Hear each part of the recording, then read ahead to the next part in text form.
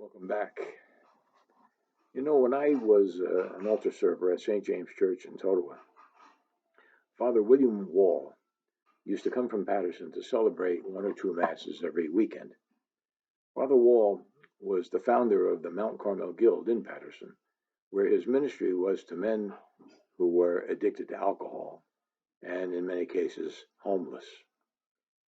We altar boys, as we were called then, we took note immediately that he was no nonsense guy.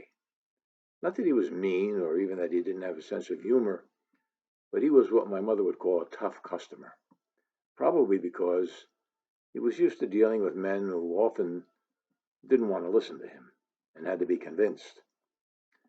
But what shocked us about Father Wall came to light one Sunday when he genuflected for the first time during a Mass, and we saw that under his black cassock and his liturgical vestments, he was wearing khaki pants, white socks, and sneakers.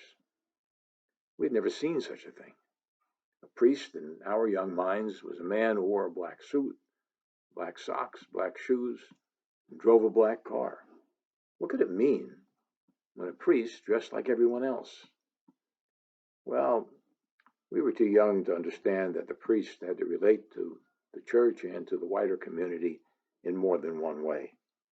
On the one hand, he had to project a certain image as a pastor, as a leader, as a person with a sacred role. And on the other hand, he had to live and work in the world alongside the rest of us. Still, while it is more common today than it was when I was a kid to see a priest in street clothes, the idea that clergy were somehow set apart from the rest of the church persisted even in adults for a long time and persists to some extent even today. The modern church addressed this in a way after the Second Vatican Council in the 1960s, when it restored the Order of Permanent Deacon, which had disappeared as a full-time clerical office. In most places, bishops have provided that the permanent deacon should live and work in the community and should not wear clerical clothing except for the liturgical vestments when he's participating in Mass or baptism or another liturgical event. One of the church's motives in this was to create, in the order of the permanent deacon, a bridge between the world inside and the world outside the institutional church. And to some extent, this has been successful. This was not a new idea. The first reading in this weekend's Mass from the Acts of the Apostles describes the creation of the order of deacon in the earliest days of the church. St. Luke tells us in his account that the first 7 deacons were appointed to wait on tables. Those first deacons would serve God's people in many other ways, but it's significant that the order was created to fulfill a simple but fundamental need: feeding the hungry. In the gospel reading today, we hear Jesus tell his followers, "Whoever believes in me will do the works that I do, but will do even greater than these." And some of those disciples, including those first deacons, did great works.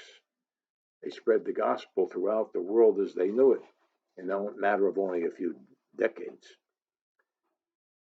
Being a disciple of Jesus sometimes means extending oneself, making sacrifices, even being heroic. But it also means acting as Jesus would act in even the most ordinary aspects of everyday life. And that's being a disciple of Jesus, not just being a priest or a deacon.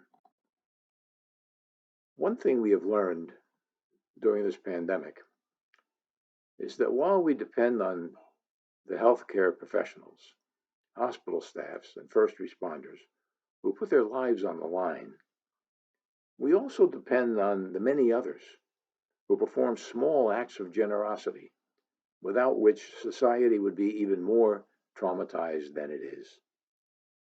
Now, those things are true even when there is no pandemic. Healthcare workers, first responders, people like Father Wall, are always risking their own well-being to maintain our well-being.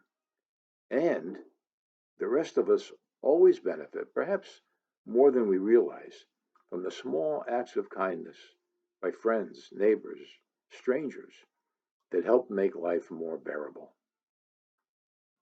The word deacon comes from Latin and Greek words that mean servant. And beneath all the philosophy and the theology and the ritual that has piled up over the centuries, that's what our faith is all about. If we believe in Jesus, we say what Jesus says in Luke's gospel. Who is greater, the one who reclines at table or the one who serves? Surely it is the one who reclines at table. But I come to you as one who serves.